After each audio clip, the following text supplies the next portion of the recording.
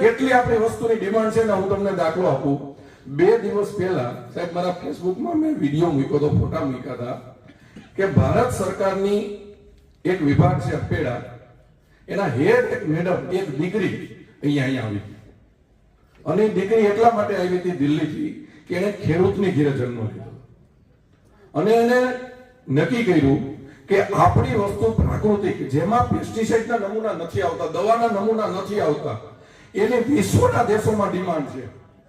આપણી મગફળી છે, આપણી મગફળી કે જેમાં નમૂના નથી આવતા, જેમાં અફલાટોક્સિન નથી આવતી, એ મગફળીની વિશ્વના દેશમાં એવી ડિમાન્ડ છે કે સૌરાષ્ટ્રની મગફળીનું તેલ કે સૌરાષ્ટ્રની મગફળીનું બટર એટલે માખણ, માંડવીમાંથી માખણ બને છે અને એ આખા વિશ્વને સૌરાષ્ટ્રનું ભાવે છે.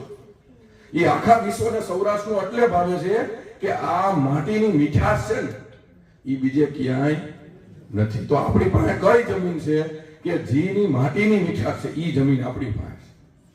એણે કીધું કે તમે આવો મગફળી ખેડૂતોની યાદી કરીને અમને આપો, એનો માલ અમારે વિદેશમાં મોકલવો છે, તમને અહીંયા અમે સેન્ટર અપાવી, આપણા ખેડૂતને રૂપિયાવાળા કરવા હોય તો આ જિલ્લા છે.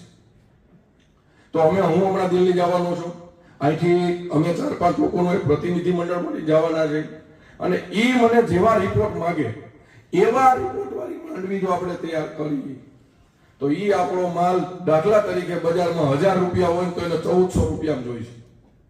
અત્યારે મરચામાં આપણે હેરાન થાય છે, તમને કલ્પના નહીં હોય કે આપણા મરચા ગયા વર્ષે વિદેશમાંથી ઝાઝા વગર રિજેક્ટ થઈને આવ્યા.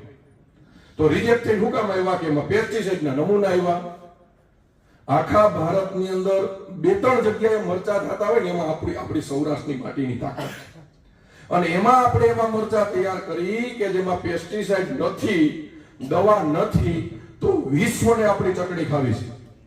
હવે તમે મને કહો કે વિશ્વની ડિમાન્ડ અહીં નીકળે તો આપણા ભાવ 3000 માંથી 7000 થાય કે ન થાય?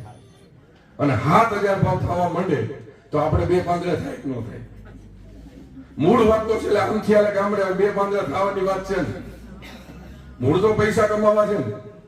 તો એના માટે આપણે બધાએ કાંઈક ને કાંઈક એમાં પ્રયત્ન કરવા જોઈએ કે જેનાથી આપણે આગળ આવી. આ સાહેબોએ હું આભાર માનું છું, આ જેટલા આગેવાનો આવ્યા છે એનો, કે તમે આ દિશા નદી આગળ લાવો.